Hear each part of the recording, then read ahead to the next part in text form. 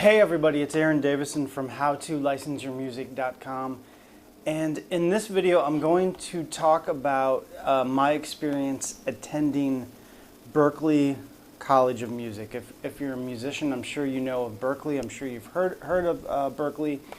They are one of the most revered and respected music schools in the world, and so I wanted to make a video where I kind of share my experiences of what it was like attending Berklee. So as a caveat, I have to preface this video by saying I attended Berklee over 20 years ago. I was there as a songwriting major from 1993 until 1995. So I'm sure Berklee has changed a lot since then. It's been quite a while. But with that said, in talking to people that go to Berklee currently and in kind of keeping up with Berklee's offerings, I get the sense that the spirit of Berklee is very much the same, even though we're 20 years later. So with all that out of the way, so here was my experience, what it was like attending Berklee. So I started as a freshman. I was 19 years old, right out of high school, and I attended Berklee as a songwriting major. And I actually didn't graduate from Berklee. I was there for 2 years, 93 to 95, and I'm going to get into why I made the decision to leave Berklee and whether or not that was a good decision in retrospect. But when I think of my time at Berklee, sort of my first, some of the memories that come to mind the quickest, one of the great things about being at Berklee, besides the great staff and just, you know, if you're a musician, when you attend Berklee, like, you really live and breathe music. And so that's an amazing thing. And I have great memories of, you know, coming back to my dorm room after a day of taking music classes and having a jam session that would, you know, usually ensue and go on for 2 to 3 hours, where there would be like 4 or 5 of us, different guitar players, and sometimes vocalists, just a different ensemble of people that would just jam and improvise for hours. And so I have to say, like, I very distinctly recall improving probably the most that I ever improved in that short of a time frame, you know, in the couple years that I was at Berklee, and especially that first year, just being immersed in music. You know, I started playing guitar when I was 12 years old, so I had taken lessons all through high school and grade school. Excuse me, grade school. But being in that sort of environment with that caliber of musicianship, like, you cannot not improve. Like, you're going to get better almost by osmosis. You just, by being around so many incredible musicians. It's very humbling, but it's also very beneficial. Like, you really need to improve as a musician to surround yourself with other great musicians, and being at Berklee is great for that, because there's so many great players.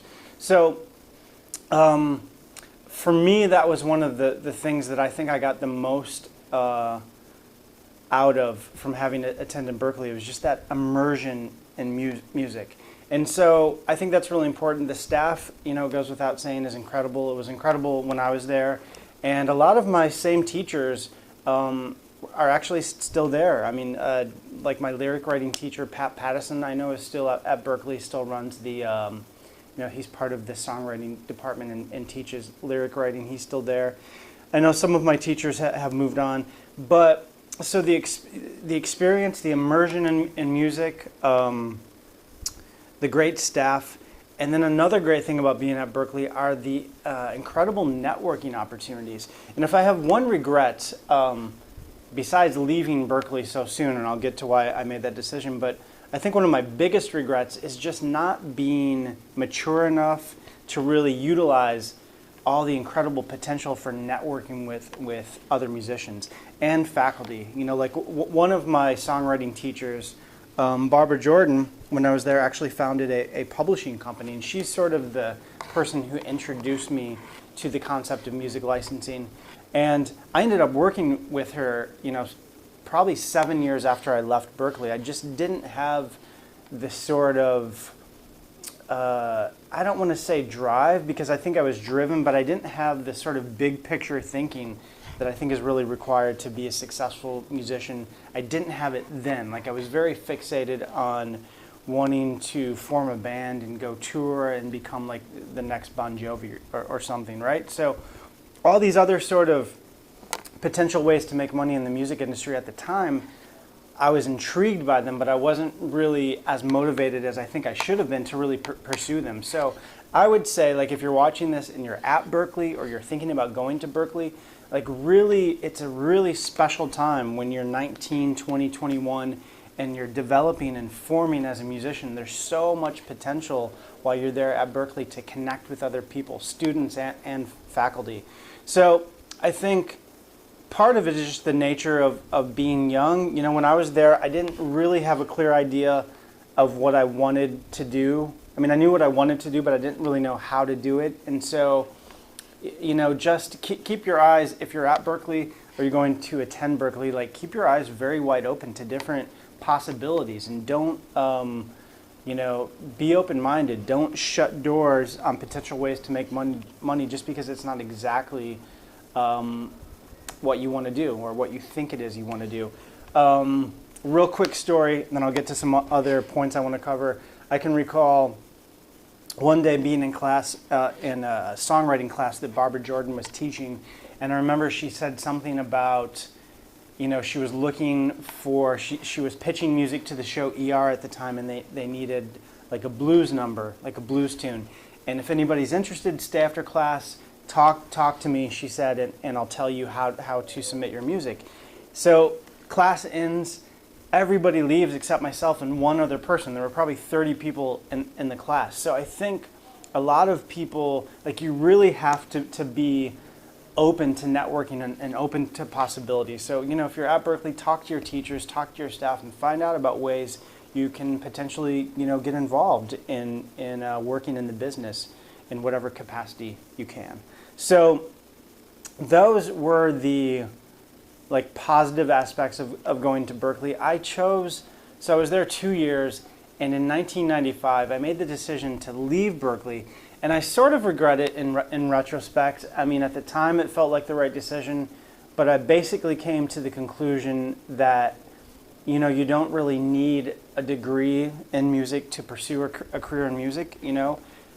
I think that's definitely true, and there's a lot of people that have gone to Berklee, a lot of famous alumni that have gone for a semester or 2 semesters. Like John Mayer, for example, I think went for 2 semesters, got what he felt like he needed out of it, moved to Atlanta, and then you know, went from there. So I don't think it's a prerequisite to have a degree in music to be successful in music. I mean, I know it isn't, and some of the most successful people I know personally don't have degrees. I mean, probably the most successful musician that I know personally didn't even graduate high school. So with that said, if you have the opportunity to go to a school like Berklee, though, and you have the opportunity to go for all 4 years, I think unless you have like a really good reason to leave and a really good plan as to how you're going to pursue your career in music, I think you're better off staying there. I mean, that's the conclusion I came to pretty quickly. I left Berklee in '95.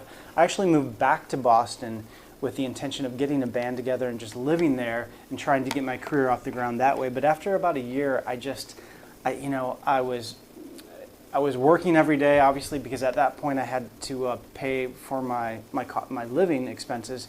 And so after about a year, I moved back to Chicago, where I'm from, and went back to college. I actually graduated from Eastern Illinois University, and I paid for it myself, because one of the deals I made with my parents at the time is, you know, they were like, if you leave, if you drop out, you know, our help, it's done.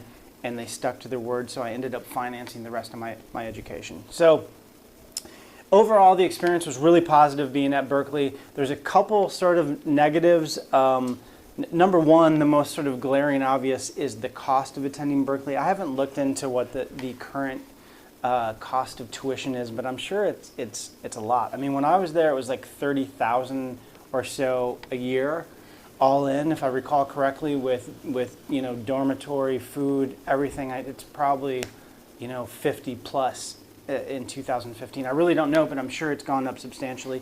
So obviously the cost of going there is a big factor, a big consideration. A lot of people can't afford to go there. I was fortunate enough to have help from my parents, and I took out student loans. Obviously, if you can get scholarships, if you're good enough to do that, that would be an awesome way to finance your education, or at least partially finance it. So I would definitely look into that. I'm still paying back my student loans, 20 years later, 20 plus years later. But I'm grateful for the experience. Really the only other negative that I can think of, and this is from my perspective, having attended as a 19 and 20-year-old guy, is that at the time, and I'm sure the ratio is probably similar, at the time Berkeley was, I think, like 90% male or something like that. So as a young, young single man, it wasn't the best experience in terms of meeting girls at that age. Obviously, being in Boston, there's tons of colleges and universities, so you can meet people out and about. And if you're a girl and you're going to Berkeley, I guess you're in a great situation in the sense that you have tons of guys to choose from.